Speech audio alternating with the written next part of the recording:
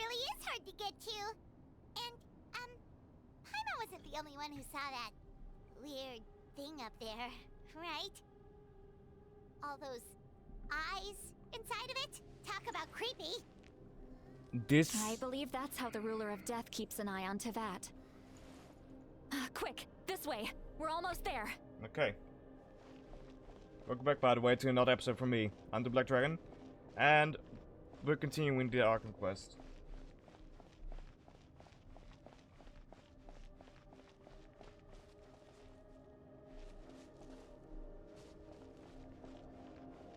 So, here we go. Look, it's Moeka! But this is a different part of Natlan than we've ever visited.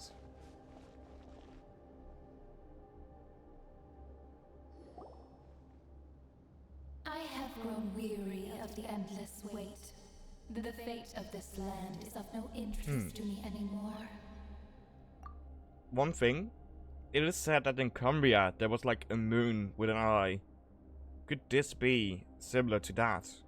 However, you humans managed to meet the expectations of the heavenly principles. For that result, you deserve praise. Moeka, as the price for using my power, I shall now bear witness to your death.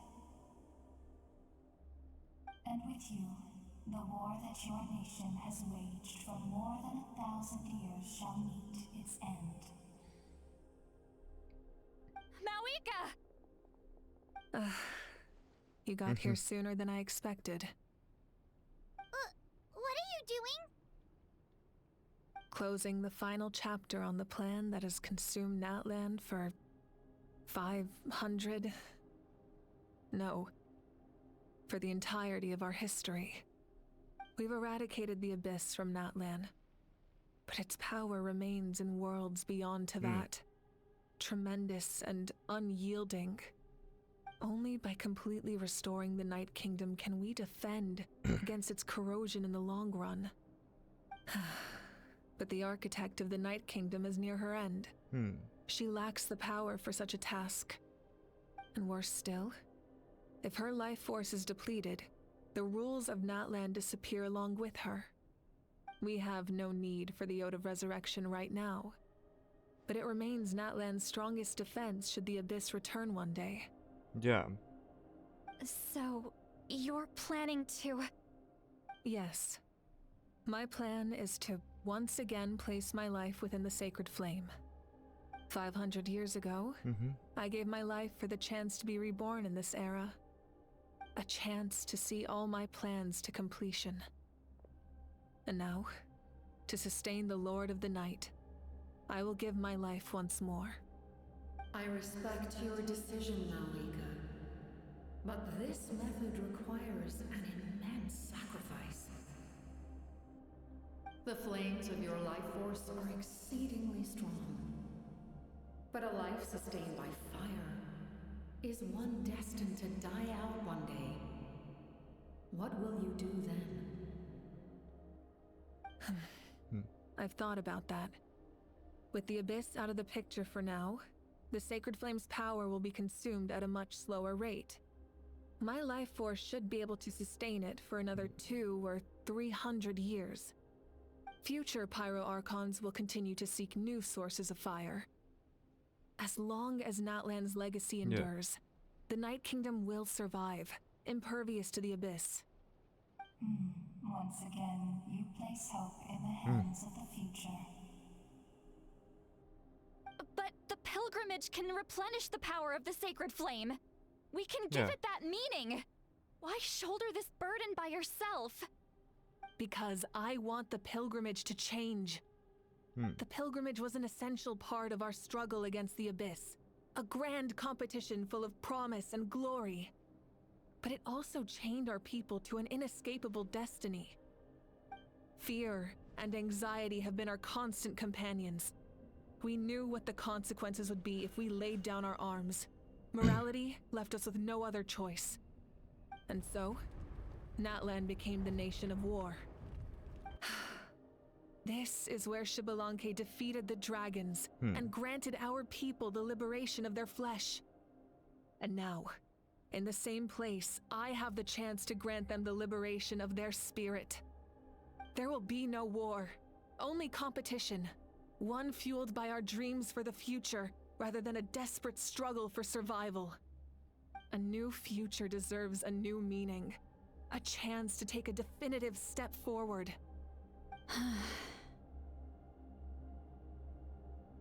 Very noble indeed. But what does any of this have to do with you? You speak of duty, but not yourself. In my eyes, Malika, you are not inherently special. A child of Natlan among countless others. Yes, the situation is urgent, and the ley lines must be restored right away. But it is too heavy a burden for you to shoulder alone. That is where we differ, Lord of the Night.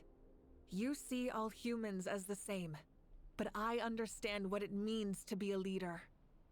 A leader is swift and decisive in the face of reality. Someone capable of making the right choice even when there are no good options on the table. Sacrificing the remainder of my life to help Natlan overcome this crisis. That is the right choice. After all, leadership is built on the trust of ordinary people. Without them, there is no Archon. The people look to their leader to make the world a better place and stand up for them when it counts. For that reason, I must see my duty through to the very end. But what about you, Malika? You still haven't talked about what you want. Is it that unimportant to you? It's not important, Citlali. There is nothing more important than protecting the future we built together. It's hard to argue with her logic. She probably knew we would come and prepare for what to say in advance. It's time for Natlan to enter a new era, and I know she wants to fulfill her duty as leader, but she deserves to have a place in the future she built with her people. I shall accept Malika's sacrifice for the Lord of the Night as her death, and I will bear witness to the very end. Thus concludes the deal I made with Xbalanque several thousand years ago. Lord of the Night, you may now begin.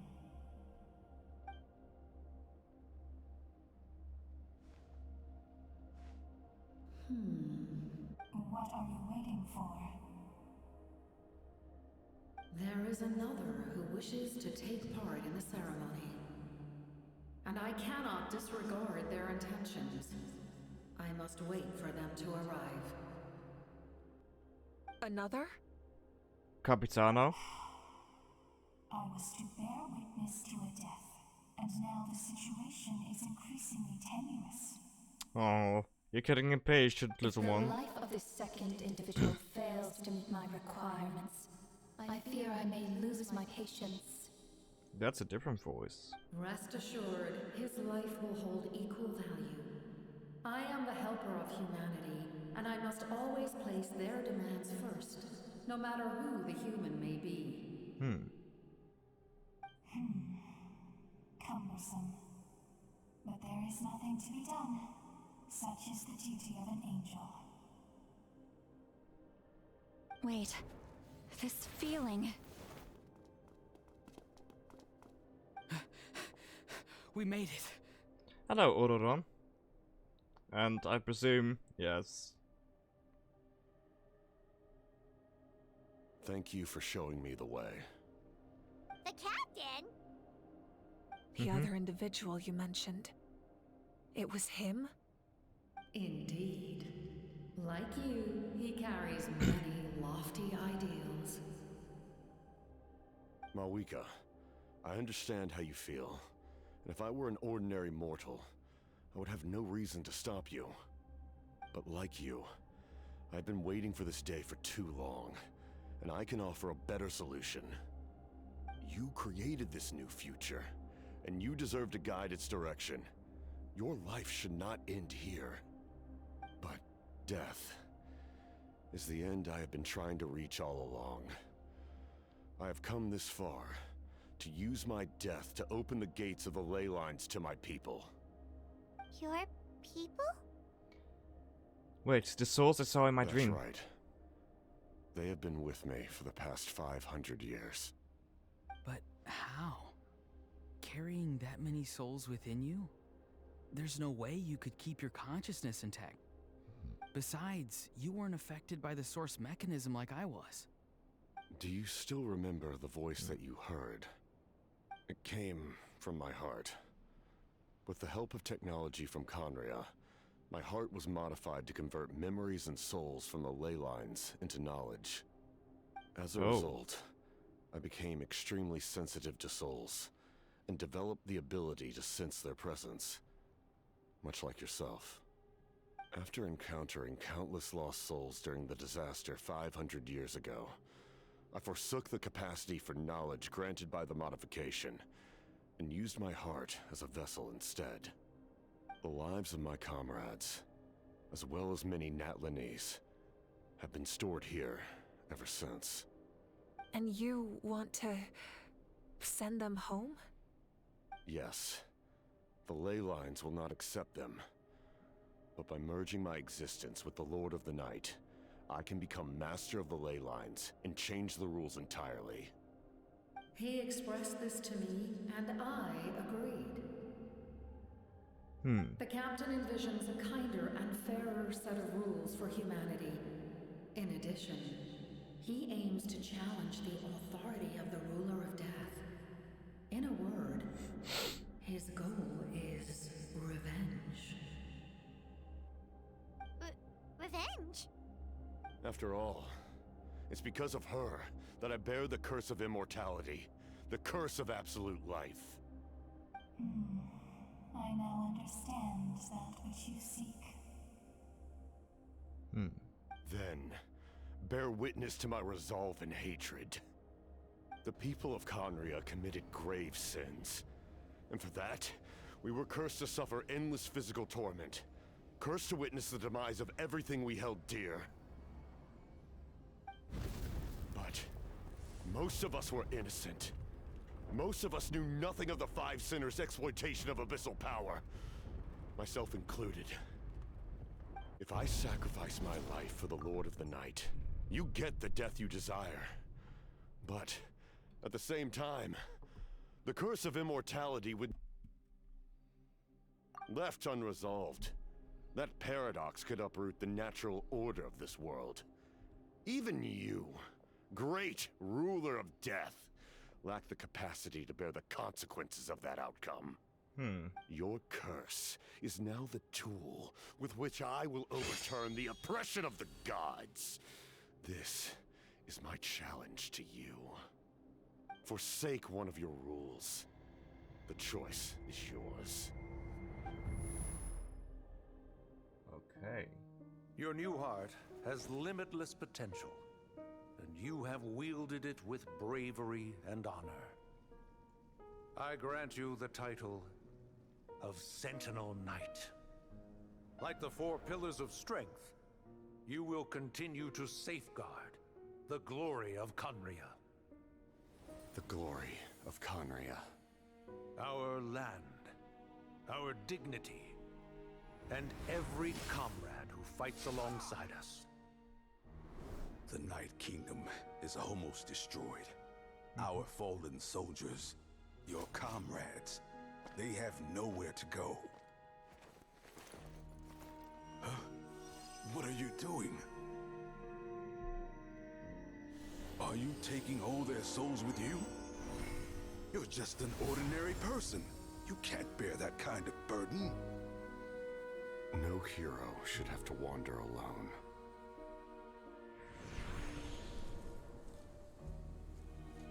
The curse of immortality. Using immortality to fight death. Using my rules against me. Make your choice. Reject your rules. Or allow me to trigger the paradox. The curse of immortality must stand. Use it to fulfill your final wish.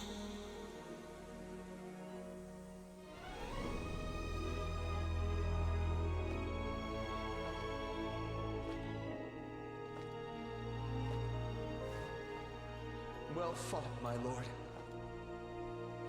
Thank you for everything.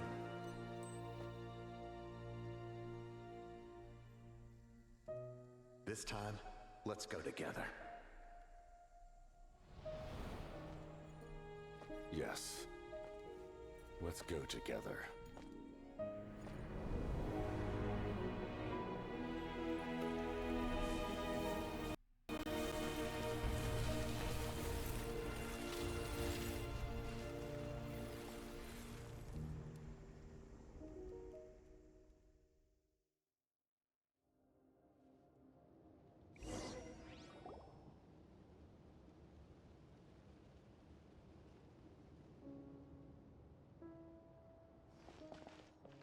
The captain, he... The curse of immortality still exists. Does that mean the captain will never move from this place? Lord of the Night, is the captain still with us? There is no need to pursue traces of him. For those cursed with immortality, release from the mortal coil is the greatest form of peace.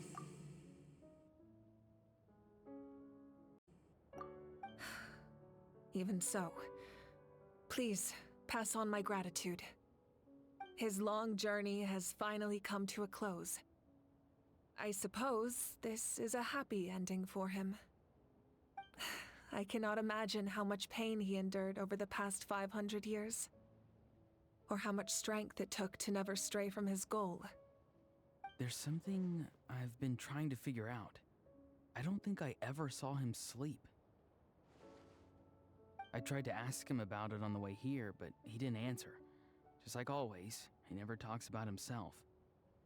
It's probably due to the voices. When souls merge in a single being, their voices echo endlessly through the mind. Souls that retain memories of their death often scream and wail in despair.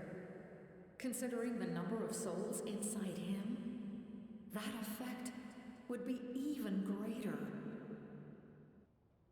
So, over the past 500 years, he didn't sleep? At all? Without experiencing the curse of immortality, we will never truly know his agony. But I can see why his hatred for the ruler of death was so strong. In the end, he used that immortality to his advantage, and granted the Lord of the Night eternal life by fusing his existence with hers. Well fought, Captain. You may wonder why the Night Kingdom, a land of souls, was unable to accept the souls adrift on the surface. The reason lies in the Heavenly Principle's modifications to the ley lines. The original purpose was to help counter the Abyss, and so their stability was paramount. But at one point in time, Natlan's ley lines were decimated. Even after reconstruction, the rules needed for the Ode of Resurrection made it impossible to reconnect the ley lines to other nations. That unique quality is precisely what drew the captain to Natlan. Did he try the same thing in other nations? Yes, but all those attempts ended in failure. He fought to save Natlan not only to defeat the Abyss, but because this is the only land where the souls within him could find salvation. We met not long ago to talk about that very possibility, and I confirmed the feasibility of his plan. I, too, recognize the need to change the rules of the ley lines. Not only for the souls that wander this land, but for the outlanders that may perish here in the future. In the eyes of the heavenly principles, that kind of change is extremely risky, if not impermissible. But, as an angel, I have a duty to serve humanity. Such is my mandate. Thank you for everything. See, Lolly, when I gave you the Pilgrim's Chronicle, I said something rather pessimistic to you. Do you remember? How many years of life are enough? 10? 100? I thought it made no difference. But now, I have the chance to live forever. I am immensely grateful to humanity for this gift. And I am deeply sorry I thought so little of it in the past. You don't need to thank us. You bear a heavy responsibility. Heavy? No. That responsibility is the purpose of my existence. Farewell, humans. Creators of miracles. A new era awaits you. Looks like she returned to the Night Kingdom. So, this was the captain's goal all along. He fought to the end for all those souls and challenged the rules of the world in the process. He was an outstanding warrior. He took on a burden that was meant for me and even brought about a better outcome. It would seem I lost this duel. He was right. Natlan needs a leader to guide its future. If not a successor, then that responsibility will continue to be mine to bear. But for now, let us pay our final respects to this fallen hero.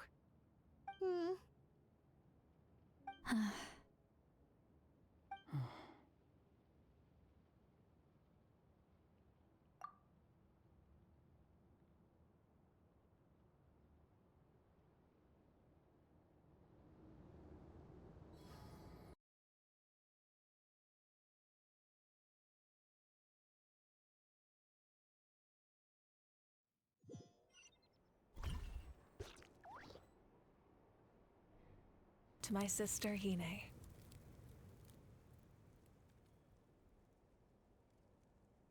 I know all that remains in the Night Kingdom is your memory, but I still wanted to write a short letter to tell you about the situation after the war. After countless partings and farewells, Natlan has finally entered an era of peace. The pilgrimage is still a popular tournament, but now its only purpose is to showcase the thrill of competition, rather than select warriors for war. Our cultural legacy is not rooted in our suffering. In this era of peace, Natlan's fire will burn brighter than ever. With the restoration of the Night Kingdom, our people are now free to leave our borders, and many have set their sights on the wonders of Teyvat. I'm sure many exciting and eye-opening adventures await them. And although our battle scars will fade, the stories of our heroes will never be forgotten. When a new you returns to this land one day, I know you'll recognize the significance of this war and all we lost. The land we love has not been destroyed, but grows stronger by the day. I will forever be grateful that I got to see you again.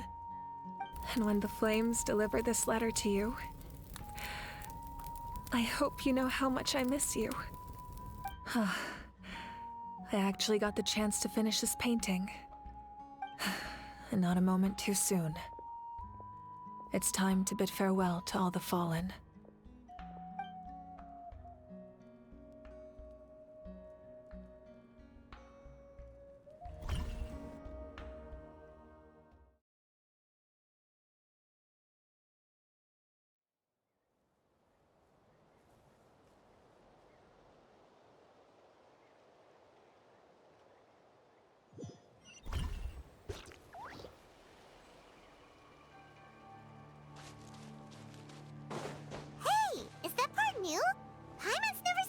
floor.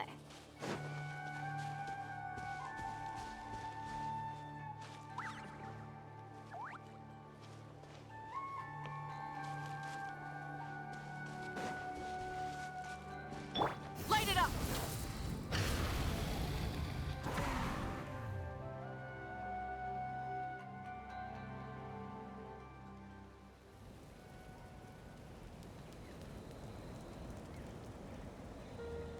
We are gathered here today to bid farewell to all who lost their lives in this war. This struggle has caused us profound pain and brought us face to face with loneliness and loss. But through it all, our bravery and resolve never wavered, and we never lost sight of victory. Even the tiniest of sparks can unite to become a blazing fire. They lit our way forward and showed us the path to victory. When our homeland is revived and life blooms again, they will return to us with the first rain of spring. It is just as our poem describes. We are the inheritors of memory and legend. Those who grew alongside sun and wind. Those who forged our own destiny and future. That is Natlan's fire, the lifeblood of our nation. The fallen are never truly lost to us. We will be reunited one day. And as we create new legends and write new poems in honor of our beloved homeland, they will always be with us. Their deeds immortalized in our memory, and their names immortalized in stone. This epic will be remembered in the actions of every valiant warrior and brave Saurian, all equally important and indispensable. I would also like to take the time to recognize a Fatui Harbinger, who sacrificed his life for our cause. He was a warrior from Conria, who helped defend our nation 500 years ago, a man who used his own heart as refuge for the souls of the fallen. For the chance to offer them a final resting place, he chose to fight with us once again. In the end, he fulfilled his wish and returned the souls to the ley lines. By turning his curse into a weapon, he defeated his fated foe and protected me in the process. We have had our differences in the past, and I cannot say his character is representative of all in his organization. But on this occasion, we honor him as one of our own. In Natlan, all heroes are worthy of celebration.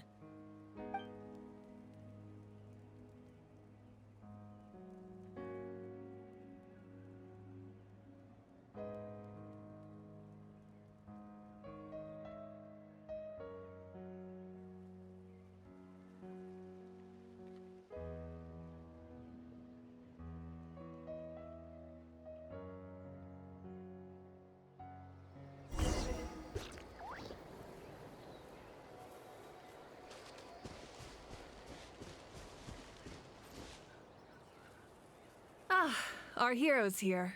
Is there something you want to discuss?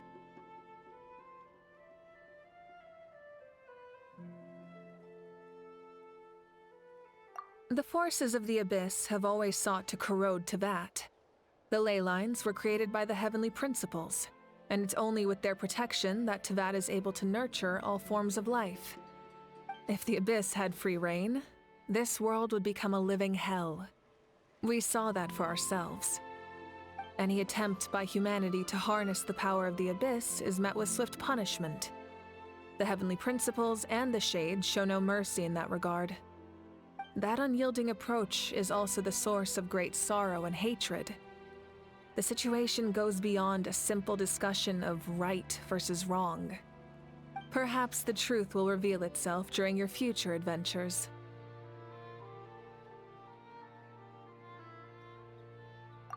Oh, isn't it obvious? The Ode of Resurrection didn't take effect at all. Your own strength is what allowed you to keep fighting, as well as the moral support from everyone in Natlan. Still, moral support is also an important, if underappreciated, effect of the Ode of Resurrection.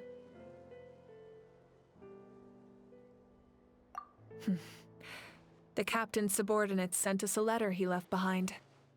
After our duel at the stadium, he asked Tsaritsa to remove him from the responsibility of obtaining the Gnosis, and his request was granted. The captain respected the outcome of that match and refused to violate his principles. But since this is the final Gnosis, I doubt that Tsaritsa will let the situation stand. Perhaps a replacement Harbinger will be sent here soon. I'll make sure to be prepared.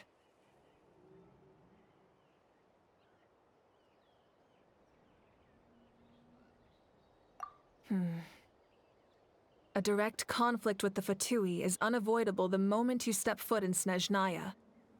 So make sure you're ready for any scenario. On a related note, I've acquired some new intel about the fragment that suddenly appeared in the sky.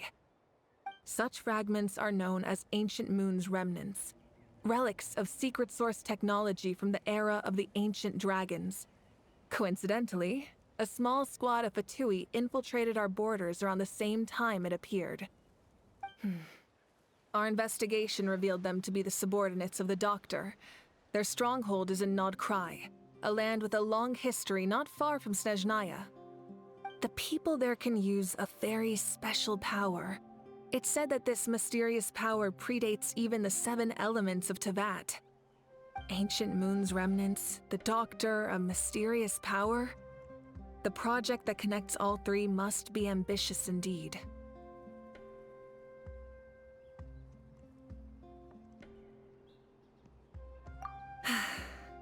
The long journey of the Pyro Archon has now come to an end. As we celebrate your glory, allow me to thank you once again.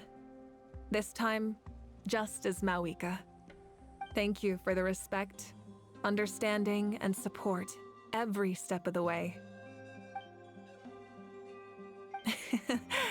An honor we share. You can keep chatting with your friends nearby.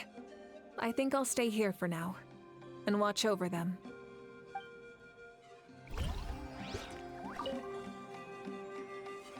Ah, our hero's here. Is there something you want to discuss? Huh? Tribe? Oh, you're thinking along the lines of how the names of the 6 heroes were inherited. In truth, apart from a few ancient names associated with a certain tribal culture or tradition, most ancient names can be inherited by anyone. Your name likely falls under that category. The Wyatt will select someone who shares your character and name them as your successor. Of course, that won't happen for a very long time. As we celebrate, thank you for the... You can keep...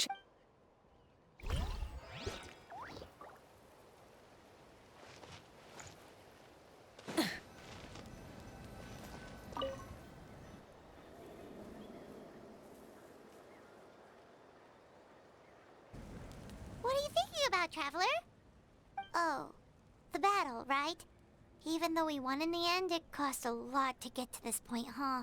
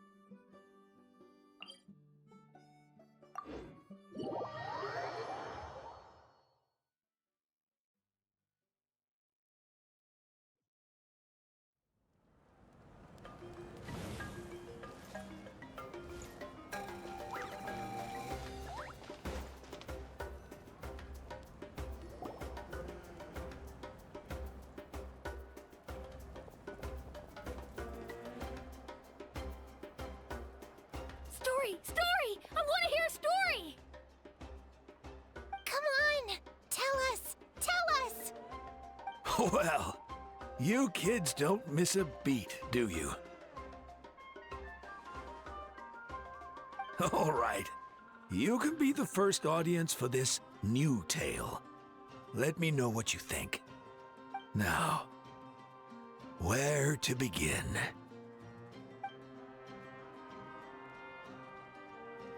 Want to stop and listen to the story? Sounds pretty fun.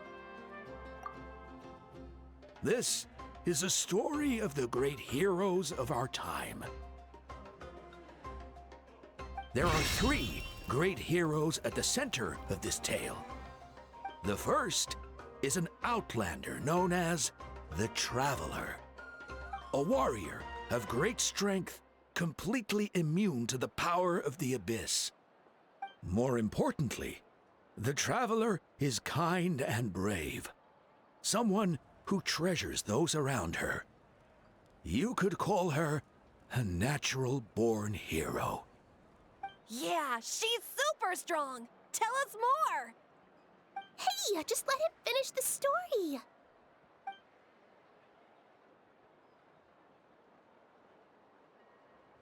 The man telling the story keeps looking this way, Traveler.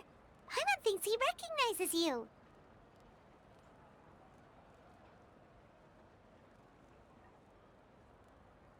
The second hero is also an outlander. Many years ago, he forged a connection with this land and used his body as a vessel for the souls of his fallen comrades. His goal was to give them a home and, with that, a chance to be reborn into this world. The third hero is none other than our current Archon, Mawika. Not only is she a powerful and respected figure, but she also commands the power of the Ode of Resurrection, which can bring people back from the dead. With the support of 6 heroes from 500 years ago, she united Natlan against a dangerous foe. Now, this story truly begins with the arrival of the Traveler in Natlan.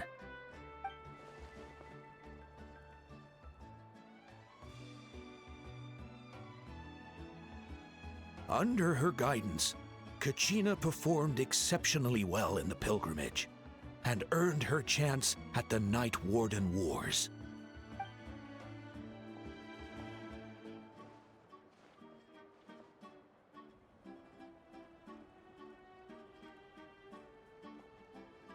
Suddenly, the sky turned dark. The sacred flame went out, and Gasoithoth appeared.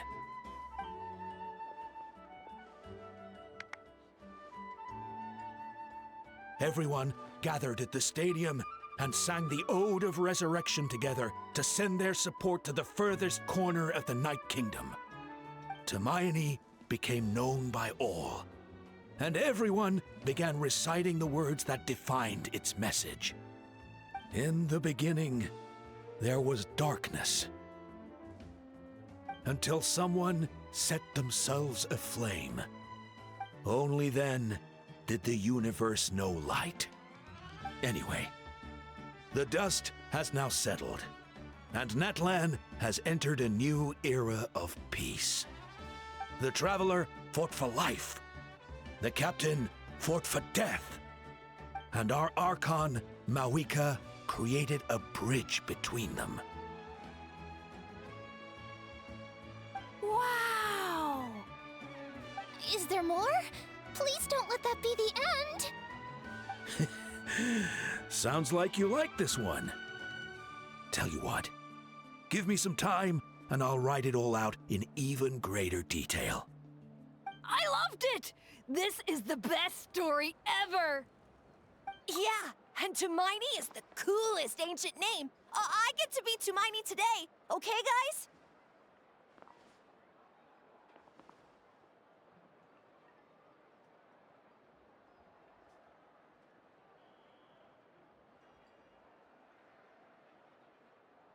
Hey, it's supposed to be my turn!